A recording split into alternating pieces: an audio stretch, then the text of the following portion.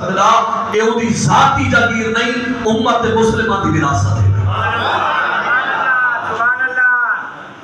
حضرت سلطان عبدالحمید ثانی رحمت اللہ تعالی علیہ نے کوئی سرزمین تو کاٹ چھوڑا۔ فرانس، برطانیہ، بڑے بڑے ملک کٹھے تھے، جنگ عظیم شروع تھی، یہودیاں دے وچ مالی سپورٹ کی تھی، پیسہ لان والا یہودی، جنگ لڑ والے بے ملک، سارے کافر کٹھے، ساری دنیا کٹھی ہو گئی، تے کلا کھڑے مسلمان۔ امت مسلمہ دے یہ شخصیات ہار گئے، شومی قسمت، سلطنت عثمانیہ جڑی ترائے پر عظمت مشتمل ہی ٹوٹ گئی۔ یہودیاں دا معاہدہ یہ ہے کہ جلے مسلمان ہار گئے فلسطین صاحب جیسے، مسلمان ہار گئے، شکست ہو گئی۔ یہودیاں نے اپنے معاہدے کے مطابق برطانیہ کو آقا کہ ہون فلسطین سارے حوالے کر، تقریباً 56% حصہ سرزمین فلسطین دا یہودیاں نے حوالے کر دیتا ہے، اور یہودی کی زمین دو قابض تھی گئے۔ اس دور میں بڑے بڑے لوگ جنہاں دی گردناں چکیاں این ملک کو مان گئے، کافر سارے مان گئے اسرائیل دی ریاست۔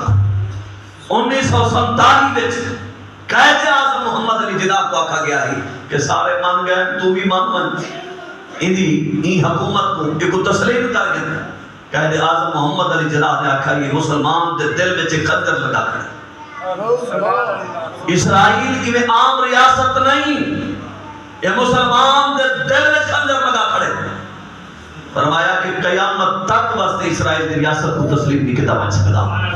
آج بھی تو پاسپورٹ بڑھوا، پاسپورٹ دو تے عبارت لکھی ہوئی ہو سی کہ این پاسپورٹ دے ذریعے پوری دنیا میں بن سکتے پر اسرائیل نہیں بن سکتا۔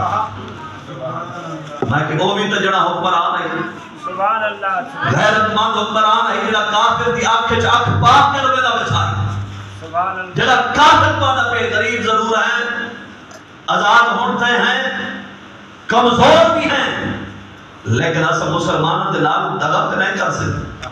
مسجد اقصی سر قبلہ اوپر ہے کہ ایک کو قیامت تک واسطے تسلیم نہیں کیتا بن سکتا۔ اور اس دنیا نے لٹھا 1947 میں کی آباد ہے، 1947 میں اسرائیل دا اعلان تھا۔ 86 سال انہیں کو صرف تھے جڑے آج دعویٰ کرنے نا کہ ساری زمین ساری ہے۔ میں کہ صاحب تک آنے ہر جمعہ 8 بار نہیں دیا، جڑے ہزارہ سال دے حاکم ہے نا انہاں دے نال تو ٹکر لے کے آدھا گھڑے کہ فلسطین سادہ ہے۔ میں کہ جنہاں ہزارہ سال حکومت کی ہے، سرداری کی ہے، تاریخ اٹھا کے پڑھ کئی یہودی دا سر